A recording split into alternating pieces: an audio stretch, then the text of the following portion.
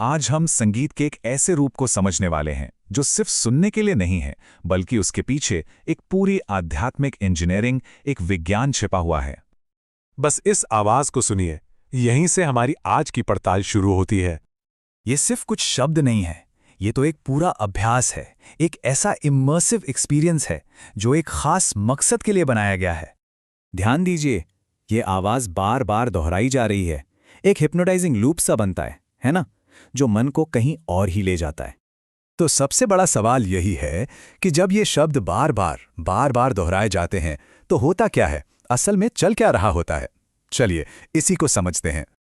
इस आवाज की गहराई में उतरने से पहले हमें इसके स्ट्रक्चर को समझना होगा। मतलब एक कीर्तन आखिर बनता कैसे है।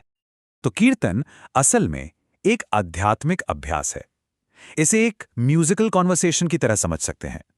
एक लीडर होता है और एक ग्रुप, और दोनों के बीच सुरों में बातचीत होती है, जिससे एक कलेक्टिव एनर्जी बनती है। और इस बातचीत का जो इंजन है वो बहुत ही सिंपल पर पावरफुल है। पहला स्टेप द कॉल, मतलब लीडर एक लाइन गाता है।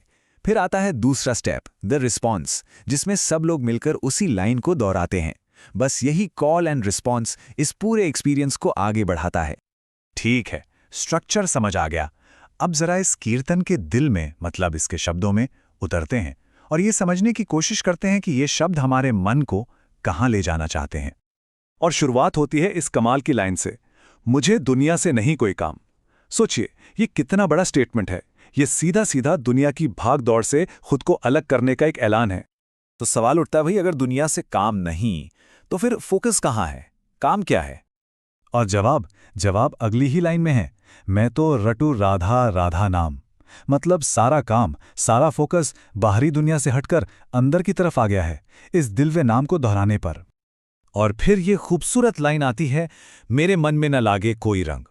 यहां रंग का मतलब सिर्फ रंग नहीं है, ये दुनिया के सारे आकर्षण हैं, सारे प्लेजर्स, सारी डिस्ट्रैक्शंस, जो इस नाम के आगे सब फीके पड़ जाते हैं। ये गीत ये भी बताता है कि माहौल कितना जरूरी है। संतन के संग, मतलब संतों के साथ, और रसिकन के संग, यानी उन भक्तों के साथ जो भक्ति के रस को जानते हैं, उसे महसूस करते हैं। ये दिखाता है कि सही लोगों का साथ आध्यात्मिक जर्नी में कितना मायने रखता है। तो ये जो दुनिया से अलगाव की बात हो रही है, इसका मतलब खालीपन नहीं है, बिल्कुल नहीं, बल्कि ये तो मन में जगह बनाने जैसा है, एक ऐसी चीज के लिए जो सबसे ऊपर है, एक ऐसा फोकस जो सब पर हावी हो जाए। और लक्ष्य क्या है? लक्ष्य है अपनी सारी मेंटल और इमोशनल एनर्जी को चैनल करके एक पॉइंट पर ले आना। और वो पॉइंट क्या है, वो भी हमें अगली लाइन में पता चलता है, मेरो मन लगो बरसाने में, जहां विराजे राधा रानी। देखिए, फोकस सिर्फ एक देवी पर नहीं है, बल्कि उस जगह पर भी है जो उनसे जुड़ी हुई है।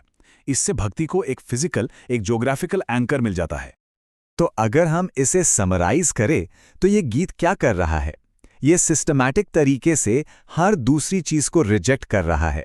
दुनिया का काम, दूसरे रंग, सांसारिक मोह माया, सबको हटाकर सिर्फ एक चीज पर ध्यान केंद्रित कर रहा है। चलिए अब वापस कीर्तन के कोर मैकेनिज्म पर आते हैं। ये जो दोहराव है, रिपीटिशन, एक ही नाम को बार बार जपने का आखिर मतलब क्या है? ये रेपिटेशन माइंडलेस नहीं है, बिल्कुल भी नहीं। ये तो हमारे मन को ट्रेन करने का एक बहुत पावरफुल टूल है। मन तो भटकेगा ही, उसका काम है भटकना, तो उसे एक नाम, एक विचार, एक फोकस पर टिकाए रखने का ये एक तरीका है। इसे ऐसे भी कह सकते हैं कि जैप, चैंटिंग हमारी कॉन्शियसनेस को फोकस करने की एक टेक्नोलॉजी है, एक तकनीक जो हमें एक खास तरह की मानसिक और भावनात्मक स्थिति में ले जाती है। और ये सब हमें एक बहुत ही गहरे सवाल पर लाकर छोड़ देता है, क्या वाकई एक अकेली आवाज, एक साउंड हमारे मन को पूरी तरह से रीशेप कर सकता है? ये सवाल कीर्तन की प्राचीन परंपरा को ध्यान, एकाग्रता और चेतना के सार्वभौमिक प्रश्नों से जोड़ता है। सोचने वाली बात है ना?